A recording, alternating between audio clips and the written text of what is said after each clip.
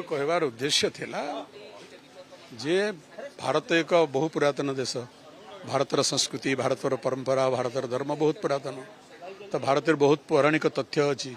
रामायण आपण मैंने पढ़ी थे, रामायण रे रावण सीताहरण अध्याय अच्छी।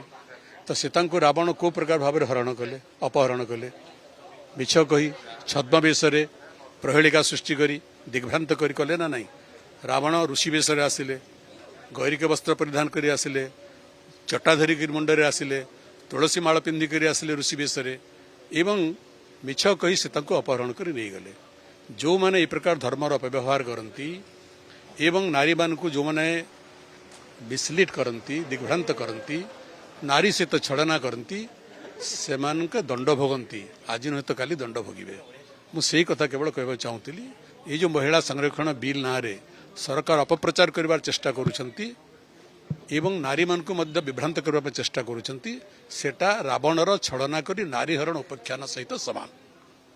तेणु जे कार्य करिछि इतिहास रे, भूगोल रे, पुराण रे से दंडित होइछि ना नहीं।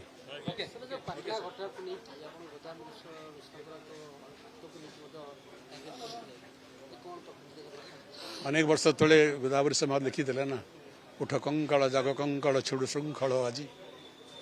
एवं बाटी भितर एत वर्ष पर कंकाल उठी पड़ा कौन बोधे गोदावरी सिंह बहुवत पूर्व से आह्वान ओडिशार गोटे आदिवासी महिला मृत्यु पर प्रतिध्वनित करी।